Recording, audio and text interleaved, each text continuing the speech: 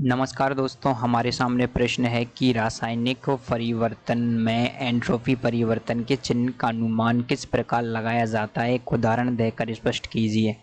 तो दोस्तों, हमें बताना है कि रासायनिक परिवर्तनों में एंट्रोपी का जो परिवर्तन है तो उसका जो चिन्ह का अनुमान किस प्रकार लगाया जाता है, हमें ये बताना है। तो सबसे पहले आप लोग जानेंगे कि एंट्रोपी क्या होती है। तो दोस्तों, हम सभी लोग जानते हैं एंट्रोपी क्या होती है। एंट्रोपी का मतलब होता है डिसऑर्डरनेस, अव्यवस्था। जहाँ पर भी आपको अव्यवस्था दिखेगी वो हो जाएगी आपके डिसऑर्डरनेस या फिर एंट्रोपी। इसको आप एच से रिप्रेजेंट करते हैं। तो दोस्तों, कहा जाता है कि ब्रह्मांड में केवल वही अभिक्रियाएं संपन्न होंगी जिसमें क्या होनी चाहिए, डिसऑर्डरनेस, मतलब कि एंट्रोपी बढ़ती है, अव्यवस्था बढ़ती है, वही अभिक्रियाएं संपन्न होती हैं। इसके लिए क्या होना चाहिए, आपके जो एंट्रोपी है वो क्या आनी चाहिए, इसका चिन्ह आना चाहिए धनात्मक।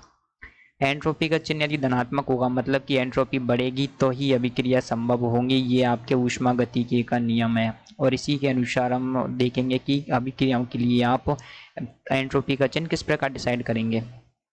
तो दोस्तों, इसके लिए क्या किया जाता है, कोई भी अभिक्रिया मान लीजिए कि आपके क्या है, आपके अमोनिया है और अमोनिया का क्या हो रहा है, आपके विघटन हो रही है। किसमें ये विघटित हो रही है, ये विघटित हो रही है आपके नाइट्रोजन में और आपके हाइड्रोजन में। ट्वाइस ऑफ अमोनिया होती है आपके, ये होती है आपके nitrogen plus thrice of hydrogen. तो दोस्तों, इसमें क्या देखा जाता है, सबसे पहले देखा जाता है आपके कि जो गैसीय जो है आपके गैसीय अवस्था में जो पदार्थ के मॉल हैं, एक तो आपके क्रियाकारक की तरफ और एक उत्पाद की तरफ, दोनों को गिन लेते हैं। क्रियाकारक की तरफ आपके कितने मॉल हैं, 2। यहाँ पर कितने आपके 1 + 3 कितने हो गए, 4 मॉल। तो दोस्तों, अब क्या किया जाता है कि आपके यहाँ पर निकाला जाता है डेल्टा एन जी, एक टर्म होता है। इसका मतलब होता है कि उत्पाद के मॉल माइनस क्रियाकारक के मॉल, अभिकारक के मॉल, क्रियाकारक के मॉल। तो क्रियाकारक के मॉल और उत्पाद के मॉल को क्या किया, मतलब इनकी तुलना की जाती है। अब देखेंगे कितने आ रहे हैं। तो 4 में से 2 जाएंगे तो कितने बचेंगे आपके, 2।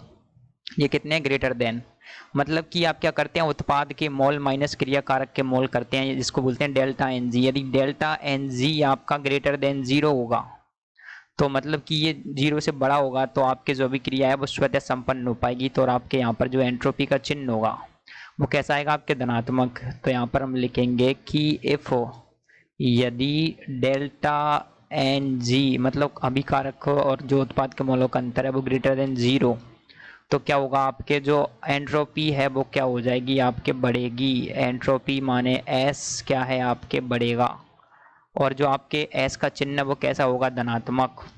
यदि आपके अभिकारक के मोल और जो क्रियाकारक के मोल है, मतलब आपके अभिकारक के मोल और उत्पाद के मोलों में अंतर 0 से छोटा है, delta N G less than 0, तो आपके जो एंट्रोपी है जिसको आप एस बोलते हैं वो क्या होगी दोस्तों, एंट्रोपी एस घटेगी।